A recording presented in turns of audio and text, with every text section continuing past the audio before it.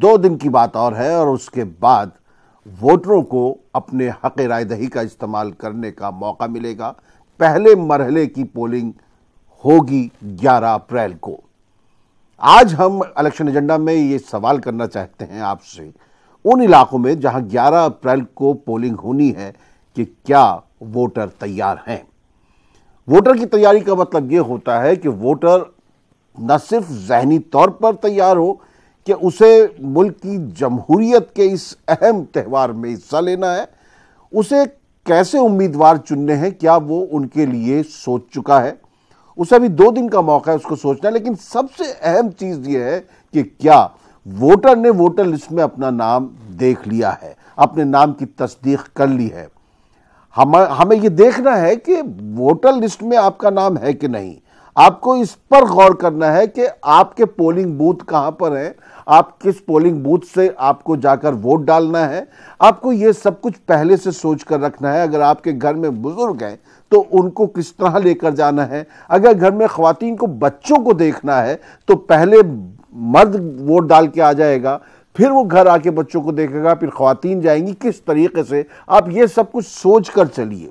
देखिए, वोट देना बहुत अहम है। हम न्यूज़ 18 पर पूरी मुहिम चला रहे हैं कि बटन दबाओ, देश बनाओ। आपको जमहूरियत के इस अहम मौके पर अपनी हिस्सेदारी निभानी है और उसके लिए सबसे अहम है कि वोटर लिस्ट में आपका नाम हो। हम इस पर भी गौर करेंगे, अगर आप वोट डालने जाएं और आपका वोट कोई और डाल दे तो आपको क्या करना है, या आपका अगर नाम ना मिले तो आपको क्या करना है। किस तरह की आइडेंटिटी जो है वो जरूरी है, आपकी पहचान के लिए कौन कौन से दस्तावेज काम आ सकते हैं वोटिंग वाले दिन, उन पर भी बात करेंगे। लेकिन सबसे अहम हमें आपसे यही कहना है कि आपको जहां पर पहले मरहले की, पहले दौर की पोलिंग होनी है, उस दिन 11 अप्रैल को अपने आप को तैयार रखना है वोट डालने के लिए, अपने हक राय दही का इस्तेमाल करने के लिए, जमहूरियत को मजबूत बनाने के लिए। तो इसी पर हम गौर करेंगे और आज हमारे साथ हमारे 3 साथी रिपोर्टर जुड़ेंगे उन इलाकों से जहां पर 11 अप्रैल को पोलिंग होनी है। उसके अलावा उनके साथ कुछ और लोग भी होंगे, हम उनसे भी बात करेंगे। तो आइए देखते हैं कि हमारे साथ हैदराबाद से जुड़े हुए हमारे साथी अनीस साहब। अनीस साहब हमारे रिपोर्टर हैं। अनीस, आपके यहाँ आंध्र प्रदेश और तेलंगाना को अगर देखें तो वहां पर 11 अप्रैल को तमाम सीटों के लिए वोट पड़ेंगे। जी तहसीन साहब, देखिए अभी 4 महीने पहले तेलंगाना के असेंबली इंतखाबात हुए थे दिसंबर के पहले हफ्ते में, और अब यहाँ पर तेलंगाना में 11 अप्रैल को लोकसभा के इंतखाबात हो रहे हैं। वहीं हम आंध्र प्रदेश की बात करते हैं तो वहाँ पर 2 इंतखाबात, असेंबली और लोकसभा, दोनों इंतखाबात 11 अप्रैल को होने वाले हैं। मैं ये बात बताता चलूँ कि जैसे आपने कहा कि ये जमहूरियत का सबसे बड़ा त्यौहार है हमारे मुल्क के लिए, तो लोग यहाँ पर तैयार हैं। ख़ासतौर पर मैं आंध्रा के लोगों की जो बात करूँ, जो हैदराबाद में सेटल हैं, तो ये कहा जा रहा है कि 20 लाख के करीब जो वोटर्स हैं वो हैदराबाद से सफ़र करते हुए आंध्रा के मुख्तलिफ इलाकों को जाने का इरादा रखते हैं और वहाँ पर अपना वोट डालने का जो है वो उन्होंने तहिया किया है। इस तरह के जो है मालूमात हमें हासिल हो रहे हैं। ख़ासतौर पर जब हम जो है ट्रांसपोर्ट सर्विसेज की बात करें, आरटीसी और रेलवे और जो दूसरे ज़राए हैं, उसकी जो बुकिंग है और उसकी जो डिमांड है, उसको मद्देनजर रखते हुए हम ये कह रहे हैं कि ये कहा जा रहा है कि तकरीबन 1 मिलियन के करीब वोटर जो है वो 3 दिन, ये 8, 9 और 10, ये 3 दिन सफर करते हुए आंध्रा के मुख्तलिफ जो अजला को, गाँव को और शहरों को जाएंगे। तो हम कह सकते हैं कि वहां के वोटर का जो है, वहां के वोटर पूरी तरह से बेदार है अपने हक को लेकर, अपने हक राय दही को लेकर, और वो अपना वोट देने जहां जहां जिन जिन पोलिंग स्टेशन पर उनके वोट हैं वहां जाकर वोट डालेंगे। हमारे साथ हमारे और साथी भी जुड़ गए हैं। मेरठ से हमारे साथ तंजीर जुड़ गए हैं और उसके अलावा जम्मू से हमारे साथ समीर भट्ट भी जुड़ गए हैं। लेकिन अनीस आपके साथ सैफुल्ला खालिद साहब हैं। इन्होंने मिसिंग वोटर ऐप तरतीब दिया था और उसके जरिए इनका कहना है कि जिन वोटरों के नाम अगर गायब हैं वोटर लिस्ट से, वो उसकी पहचान कर सकते हैं। सैफुल्ला साहब, क्या अभी भी वक्त है, जिन लोगों के वोटर लिस्ट में नाम नहीं है वो अपने नाम इंदराज करा सकते हैं, या कैसे आगे बढ़ा जाए? तहसीन साहब, जहां पे वोटिंग लास्ट फेज में हो रही है, जैसे उत्तर प्रदेश है, दिल्ली है, वहां के लोग अप्रैल 12 तारीख तक अपने नाम इंदराज करा सकते हैं। हमारा वोटर ऐप है, मिसिंग वोटर्स ऐप, ये इंस्टॉल करके 2 मिनट में एक वोटर कार्ड इसमें एनरोल कर सकते हैं। लेकिन आंध्रा और तेलंगाना में वक्त हो चुका है, अभी अगर वो अप्लाई करे भी तो इलेक्शन तक उनका वोटर कार्ड आना नामुमकिन है। नहीं, अगर ऐसी सूरत में अगर उनका पहले रहा हो और उनके पास कोई पहचान है, तो क्या वो अगर पोलिंग बूथ पर जाकर कहेंगे कि हमारा वोट जो है दर्ज कर लिया जाए, तो क्या ऐसा मुमकिन हो पाएगा? नहीं सर, तहसीन साहब, पॉसिबल नहीं है। वोटर कार्ड रहना जरूरी नहीं है, उनका नाम वोटर लिस्ट में रहना जरूरी है। वहां पे जब जाएंगे तो वहां पे जो उनके हाथ में पोलिंग बूथ लेवल ऑफिसर्स के पास जो लिस्ट रहेगी, वो लिस्ट में वो चेक करेंगे कि उनका नाम मौजूद है या नहीं है। अगर उनका नाम वहां मौजूद नहीं है तो वो वोट नहीं कर पाएंगे। अगर उनके पास वोटर कार्ड नहीं है लेकिन उनका नाम अगर वोटर लिस्ट में मौजूद है, तब वो लोग कोई भी एक फोटो आईडी प्रूफ, जैसे आधार कार्ड है, पैन कार्ड है, ड्राइविंग लाइसेंस है, ये बताकर वोट कर सकते हैं। लेकिन अगर नाम वोटर लिस्ट में मौजूद नहीं है तो वोट नहीं कर पाएंगे।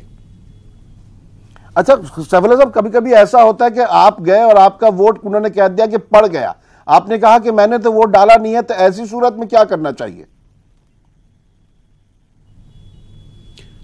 सब चैलेंज वोट एक ऑप्शन है, बट मैं नहीं समझता वो पॉसिबल है, तो मैं उसके बारे में ज्यादा जानकारी नहीं रखता हूं। ठीक है। समीर, आप जम्मू से हैं, पहले फेज में जम्मू के क्या सभी इलाकों में पोलिंग हो रही है, सभी सीटों के लिए?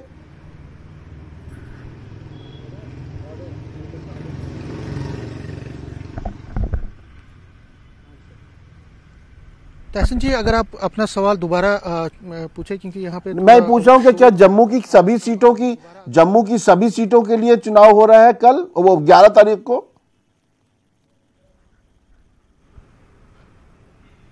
नहीं तहसीन जी, मैं आपको बता दूं, जो पहला फेज हो रहा है 11 तारीख को, उसमें 2 पोलिंग जो लोकसभा कॉन्स्टिट्यूंसीज हैं, जम्मू पुंछ लोकसभा कॉन्स्टिट्यूंसी है जम्मू रीजन में, और जो कश्मीर रीजन में है बारामूला कुपवारा जो असेंबली लोकसभा सीट है। तो 2 सीट्स के लिए टोटल 6 सीट्स हैं।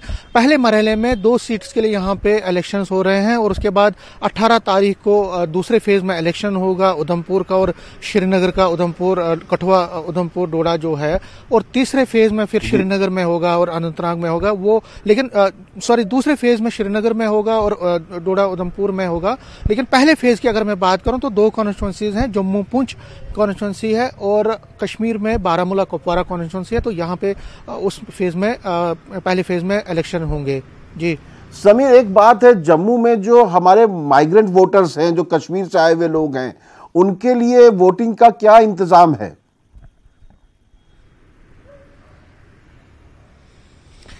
देखिए, जो कश्मीर से लोग आए हैं यहाँ पे, उनके लिए सरकार ने कई जो पोलिंग स्टेशंस रखे हैं, माइग्रेंट कैंपस में रखे हैं और नॉन माइग्रेंट कैंपस में, जहाँ पे माइग्रेंट्स रेंट पे रहते हैं या अपना मकान उन्होंने बनाया है, वहाँ पे पोलिंग स्टेशंस खुसूसी तौर पर स्पेशल पोलिंग बूथ्स जिसको हम कहेंगे, उनके लिए बनाए गए हैं। और लाजमी तौर पर हर वक्त हमने देखा, जब से 96 में इलेक्शंस हुए हैं जम्मू कश्मीर में, तो जो माइग्रेंट्स यहाँ पे रहते हैं, क्योंकि जम्मू में बहुत माइग्रेंट्स रहते हैं, इस तरह उधमपुर में है, इस तरह दिल्ली में है और बाकी जगहों पे है, तो उनके लिए कई जो पोलिंग स्टेशंस हैं उनको इस्टेब्लिश किया गया है। खासकर जगती में, जहाँ सबसे ज्यादा 4000 के करीब माइग्रेंट फैमिलीज रहती हैं, उनके लिए वहाँ पे किया गया। कुछ वोटर भी हैं मेरे पास, कुछ जो वोट डालने के लिए यहाँ पे हैं, कुछ माइग्रेंट वोटर हैं, वो भी यहाँ पे हैं, जो लोकल वोटर है, हम उनसे भी बात कराएंगे। हमारे साथ हैं कुछ लोग, उनसे हम बात कराएंगे। आप जरा यहाँ पे थोड़ा आए। ये हमारे साथ है अनिल शर्मा जी हैं, वोटर हैं। अनिल जी, कितना इम्पोर्टेंट है वोट डालना, और आपने वोट डालने के लिए जो आपके साथ लोग हैं उनको क्या तरदीब दी आपने, किस तरह आपने डायरेक्शन दी कि ज्यादा से ज्यादा लोग वोट डालने के लिए आए? देखिए, जहां जम्मू पुंछ जो पार्लियामेंट हलका है उसमें 11 तारीख को जो है वो वोट पड़ेंगे। और आपने कहा कि वोट डालना जो है कितना ज़रूरी है। वोट डालना इतना ही ज़रूरी है जितने हमें जो है अपने घर के रोज़मर्रा के काम जो हैं, इम्पॉर्टेंट काम जो करना है, क्योंकि ये देश का चुनाव है। और देश के चुनाव के लिए मुझे लगता है कि हर आदमी को घर से निकलकर जो है टाइम निकाल कर वोट डालना चाहिए। जे उसका एक दायित्व बनता है कि वो अपने देश की जो है उन्नति के लिए जो है वो भागीदार बने।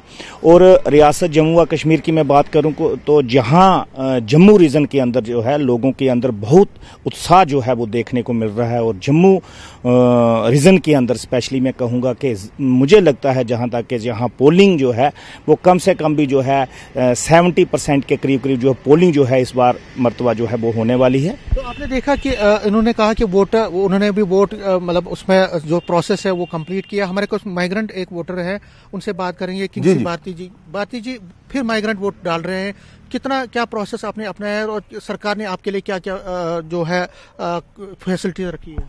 देखिए, जहां तक वोट डालने का सवाल है, मैं इसमें इलेक्शन कमीशन ऑफ इंडिया को कॉन्ग्रेचुलेट करना चाहूंगा, क्योंकि इस बार जो वोटर को घर से बाहर निकालने का जो इन्होंने एक मुहिम छेड़ रखी है तो वो काफ़ी सराहनीय है और काफ़ी लोग इसमें पार्टिसिपेट भी कर रहे हैं।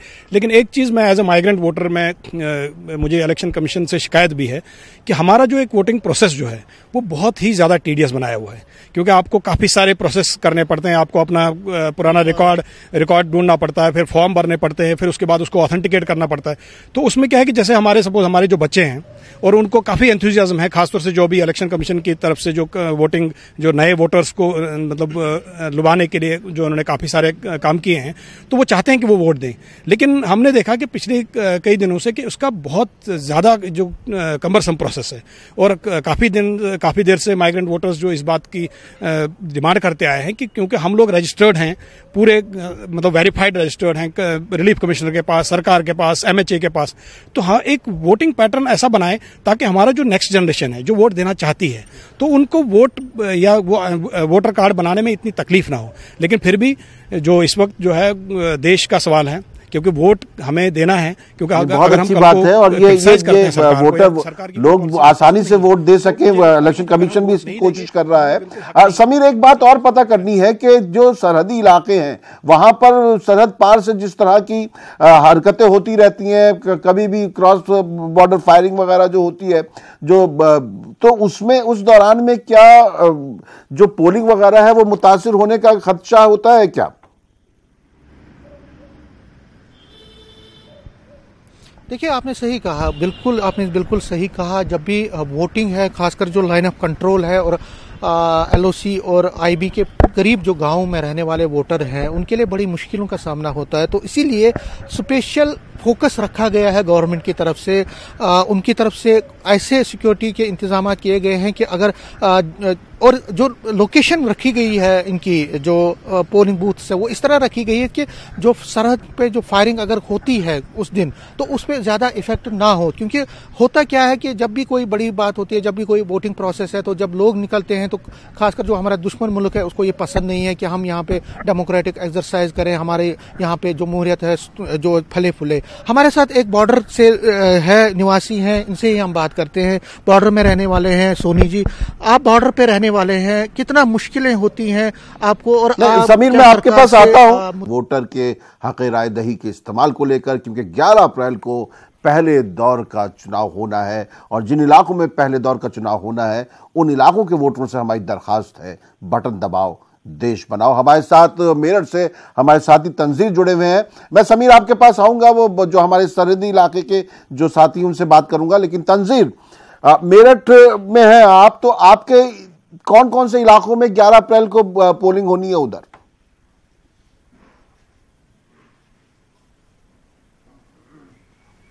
जी देखिए, मगरबी उत्तर प्रदेश की 8 सीटों के लिए 11 अप्रैल को वोट डाले जाएंगे, जिनमें मुजफ्फरनगर, कैराना, सहारनपुर, बागपत, बिजनौर, गाजियाबाद, नोएडा और मेरठ है। मेरठ की अगर हम बात करें तो यहाँ पर 19 लाख तकरीबन वोटर हैं और जो अपने हक़ राय दही का इस्तेमाल करेंगे।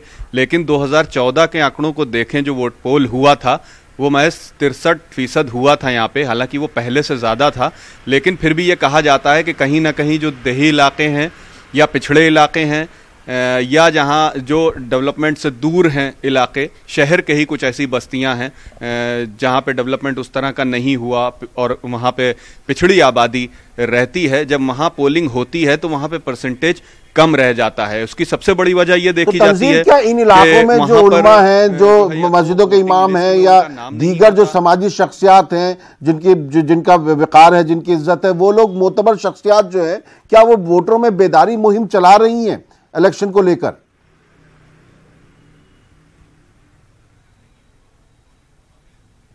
जी बिल्कुल, देखिए इस तरह की जो तंजीमें हैं, जब अगर हम जमीयत उलमा हिंद की बात करें और दीगर तंजीमें हैं, ऑल इंडिया मिल्ली काउंसिल की बात करें, तो इनके मुख्तलिफ औकात पर प्रोग्राम्स भी इस तरह के होते रहे हैं पिछले दिनों में। अभी ये इलेक्शन का जब से कोड ऑफ कंडक्ट जो है लागू हुआ है, इसके बाद से ये सिलसिला उस तरह से प्रोग्राम्स का नहीं चला है, लेकिन ये कहीं ना कहीं ये तंजीमें भी वोटिंग के तई लोगों को बेदार करती रही हैं। जो वोटर हैं, ख़ासतौर पर जो पिछड़े इलाकों में वोटर हैं, उनको वो बेदार करती रही हैं। मजलिस मुशावरत के यहाँ पे हमारे पास 7 सदर मौजूद हैं। ये जहाँ रहते हैं उसके बगल में ही एक इलाका है माछेरान का, जो वहाँ पे माहीगीर तबके के लोग हैं, उनके वोटिंग राइट्स को लेकर उन्होंने काम किया है। वहाँ पे वोटिंग लिस्ट में किस तरह से नाम चढ़वाए हैं, उनके वोट बने हैं, क्योंकि जब वो वही इलाका है जहाँ पर आतिशबाजी का वाकया हुआ था, अब ये वही इलाका होता है, तो उसमें ही उनके वोट नहीं थे। जी जी बिल्कुल बिल्कुल, आप बिल्कुल सही समझ रहे हैं। वो पूरा माछेरान का इलाका और वो आबादी ऐसी है कि वो कारोबार से, मछली के कारोबार से जुड़ी हुई है, माहीगीर तबका है, ज्यादा पढ़े लिखे लोग नहीं है। उनको इनसे मुशावरत के जो आपके साथ सदर हैं उनसे बात कीजिए, उनसे पूछे कि क्या कोशिशें हो रही है वोटरों को पोलिंग बूथ तक लाने के लिए। जी मैं उनसे मुशावरत के जो आपके साथ सदर हैं उनसे जी बिल्कुल, उन्होंने कोशिश की है। ज़ीशान साहब, आपने जो एक कोशिश की और उस पर हमने खबर भी दिखाई थी कि जिस तरह से वोटिंग लिस्ट में नाम आपने उसके लिए और लोगों को बेदार किया और वो फिर वोटिंग लिस्ट में नाम भी चढ़े वहाँ पे, चाहे वो बोर्ड के इलेक्शंस हो या फिर असेंबली इलेक्शंस हो, उसको लेकर आप बेदार करते रहे। किस तरह की वहाँ ज़रूरत महसूस की जाती रही है? क्यों वो तबका अभी तक वोटिंग के हक़ के तई अपने बेदार नहीं है, या फिर वोटिंग लिस्ट में नाम नहीं होता तो किस तरह का नुकसान होते थे उन्हें? अब क्या हालात है? देखिए, असल में हमने सबसे पहले कोशिश वहाँ इस तरह से की थी कि वहाँ के जो मसाजिद हैं उनमें उनके आइम्मा जो हैं उनको एक दरख्वास्त की थी उनसे कि जिस तरह से नमाज में और जुमे के दिन जो हैं वो उनको इस बात के लिए जो है वो एक तरह से जागरूक करें कि वोट का राइट है हमारा और उस वोट के राइट को किस तरह से जो है इस्तेमाल करना है। और जहाँ तक होता है, जब सियासी जमातों के जो जिस तरह से जो कैंडिडेट आते हैं, अब वो अपने आप को लुभाने को कोशिश करते हैं, लेकिन इन सब के बावजूद जब आपकी वोट नहीं होगी तो हमने सबसे पहले कोशिश ये की थी कि आप अपने वोटर लिस्ट में नाम चढ़वाएं। और उसके लिए जो है आपको, जैसे आप आधार कार्ड है आपका, आपके और जो जितने भी ऑप्शन दिए गए थे उन सब में से किसी एक भी आपके पास है तो आप वोट डाल सकते हैं। तो सबसे अहम चीज़ है, वो अलग बात है कि किस सियासी जमात से आप ताल्लुक़ रख रहे हैं, किस सियासी जमात को आप देख रहे हैं। इससे अलग बात यह है कि सबसे पहले जब तक वोटर लिस्ट में नाम नहीं होगी, अल्लामा इकबाल का जब मैं शेर कोट करना चाहूँगा कि मुत्तहिद हो तो बदल डालो निज़ाम को और मुंतशर हो तो मरे शोर मचाते क्यों। और हकीकत यह है आप अलग से तो वो कर रहे हैं।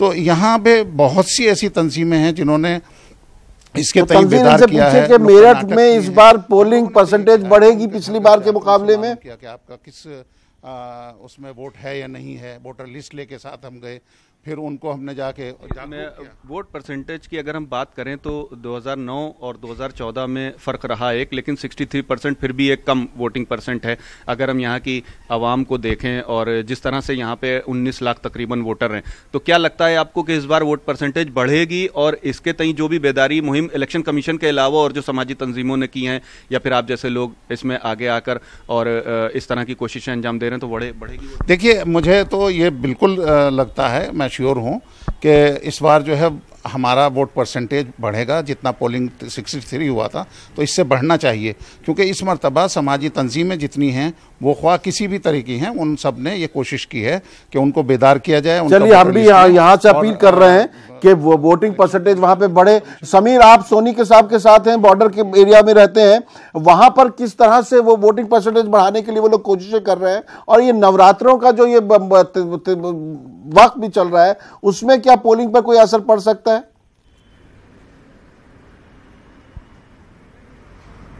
देखिए, नवरात्रा का दिन है, नवरात्र के दिन चल रहे हैं, लेकिन जम्मू में उसका कोई असर नहीं है। लोगों में जबरदस्त उत्साह है, और आपने अभी देखा कितना जोश वलवला पंचायत इलेक्शंस में और फिर म्युनिसिपल पोल में, पहले म्युनिसिपल पोल और फिर पंचायत पोल में कितना जबरदस्त लोगों ने पार्टिसिपेट किया। और तकरीबन जम्मू की अगर हम बात करें पूरे रीजन में 90% के करीब वोटिंग की गई। मैं सरहदी इलाकों की जिस तरह हम बात कर रहे थे, सरहदी इलाकों से आपको क्या लगता है कितना जोश है सरहदी इलाकों में? हालांकि फायरिंग होती है, लेकिन फिर भी आप लोग वहां वोट डालते हैं, क्यों? आप क्या लगता है आपको कितना इंपॉर्टेंट है जमहूरियत के लिए ये? देखिए, मैं कहना चाहूंगा आपको कि जो रूरल एरियाज हैं, जो एलओसी से सटे हुए इलाके हैं, जो अंतर्राष्ट्रीय सीमा से सटे हुए इलाके हैं, जो गांव हैं, उन लोगों में थोड़ी सी इग्नोरेंस रहती है, उनमें नॉलेज नहीं है, लेकिन उनमें जो रोष भी है इस वजह से, क्योंकि वो लोग डिप्राइव है कई चीज़ों की है, उनको जो बेसिक चीज़ें हैं उनको नहीं मिल पाती हैं।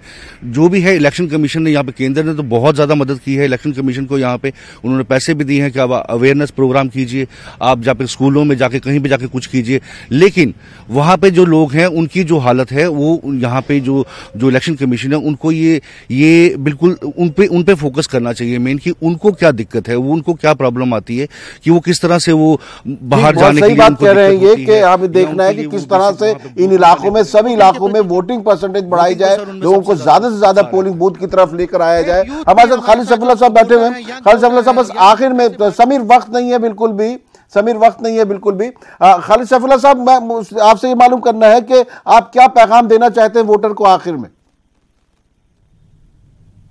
जी, मैं पहला पैगाम यह है, आप एक नंबर नोट कीजिए, 9963748187। मैं रिपीट करता हूं, 9963748187। अगर इस नंबर पे आप अपना वोटर आईडी वो है जो आपके तस्वीर के ऊपर रहता है वोटर कार्ड में, मैसेज करेंगे तो आपको आपका पोलिंग बूथ नंबर मैसेज में वापस आ जाएगा। आप उस पोलिंग बूथ पे जाके वोट कर सकते हैं। अगर आपका वोटर आईडी अभी वोटर लिस्ट में मौजूद नहीं है तो वो नंबर आपको मैसेज आएगा कि आपका नाम इनवैलिड है।